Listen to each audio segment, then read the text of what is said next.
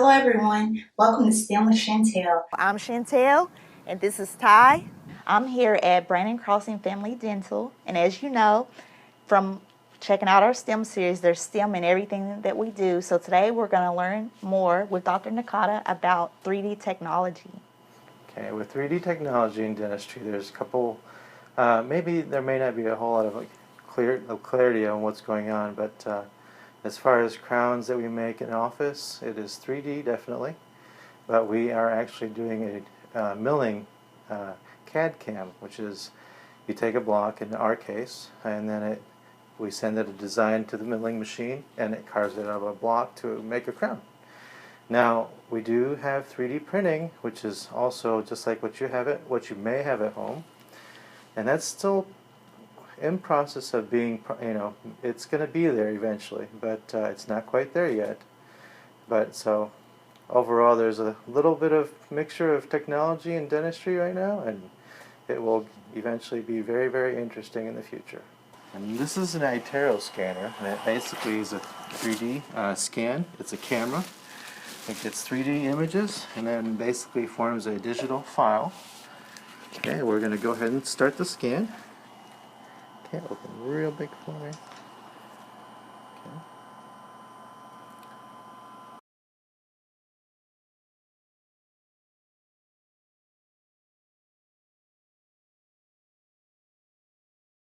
If you look there, you can see how you have a 3D image, right?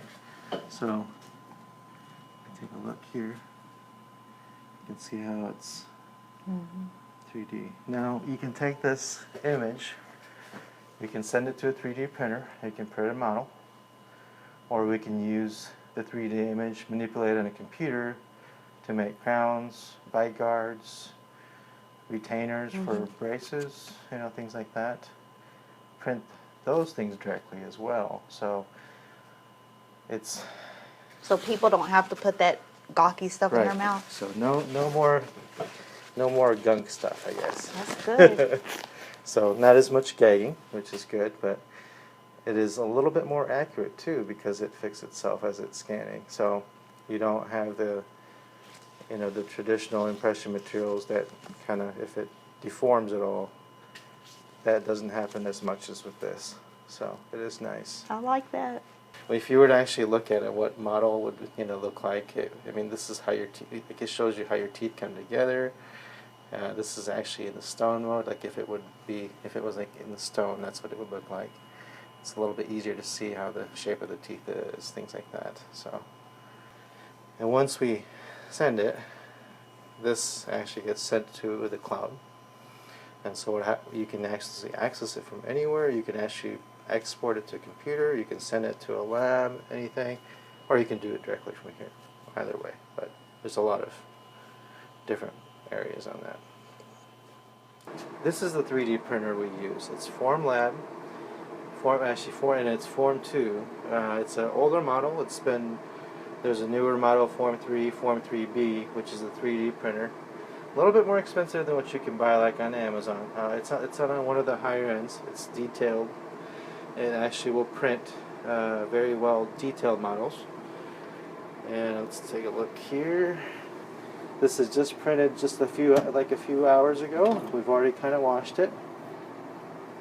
And if you look here, you can see somebody's teeth.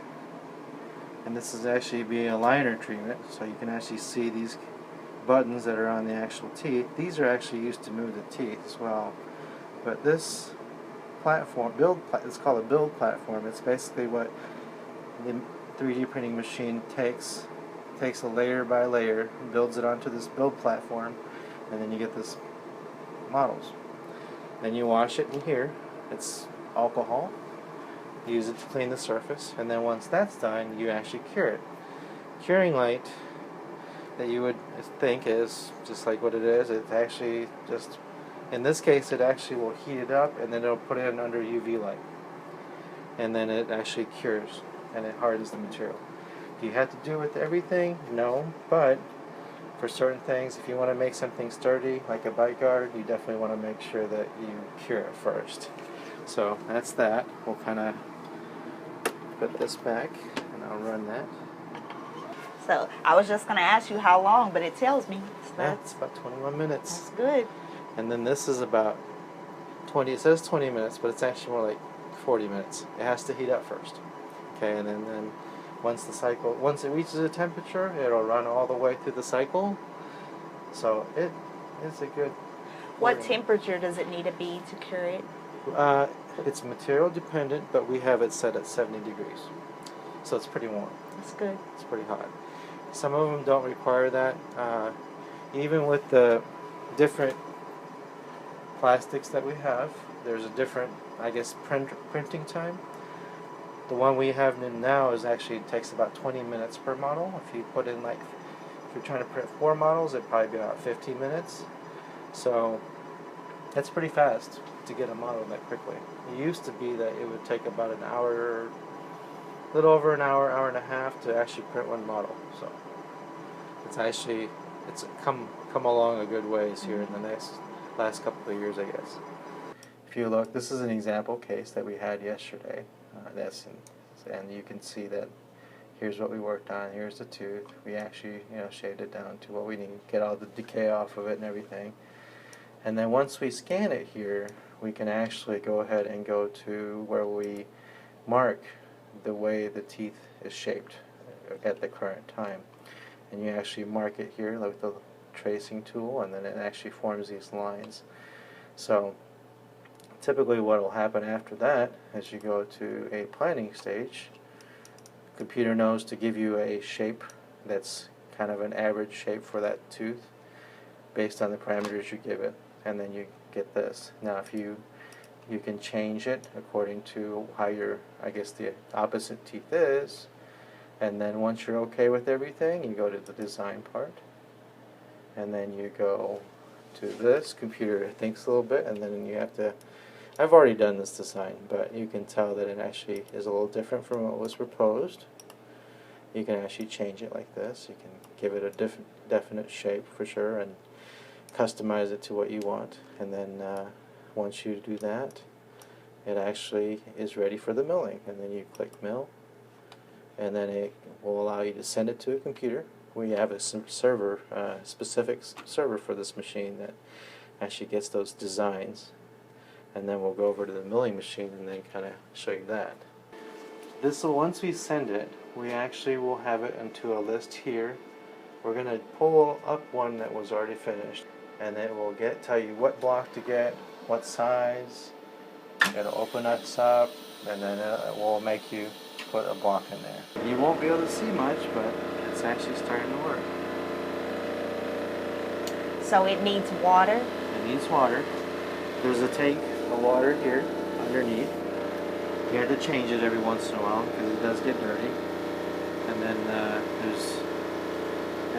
you have to put some lubricant in as well. But it is very similar to what you would find in automobile industry, things like that. So it's not any different than that. But specifically for this ceramic type, you have to have water.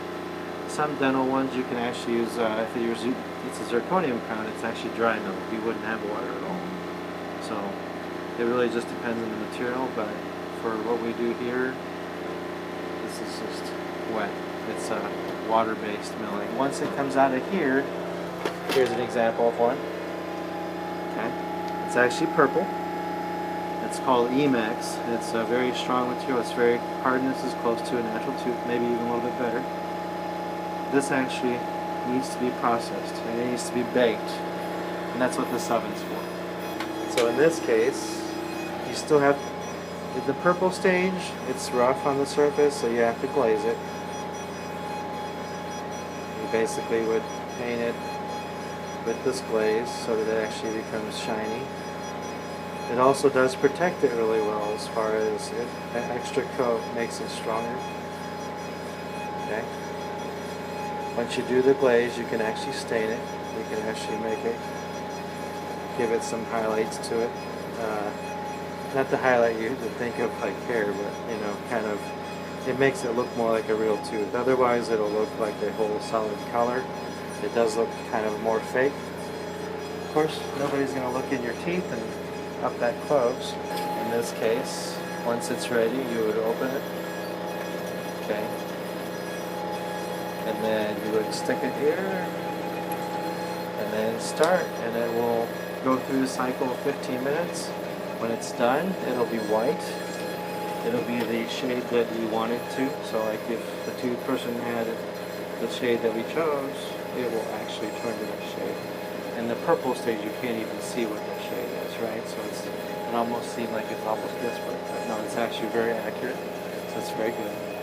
But all this, there's more shades than this. This is just the shade that we carry at an average day.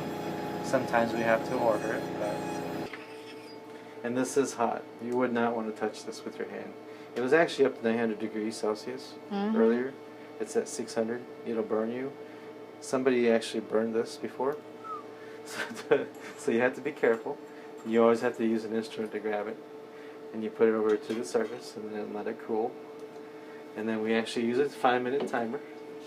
And then it'll kind of be just enough so that we know it's safe to touch.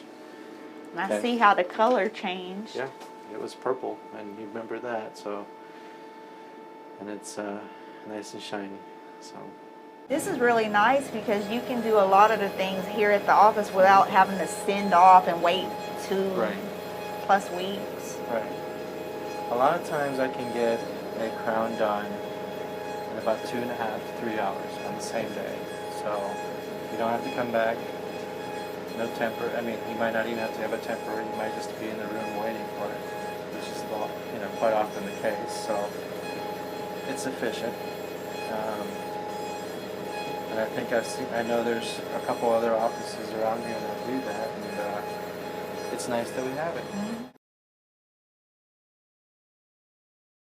Thanks for watching. If you would like to see more STEM with Chantel videos, check out this playlist. If you want to know when JCPL puts out more content, click the subscribe button and the notification bell.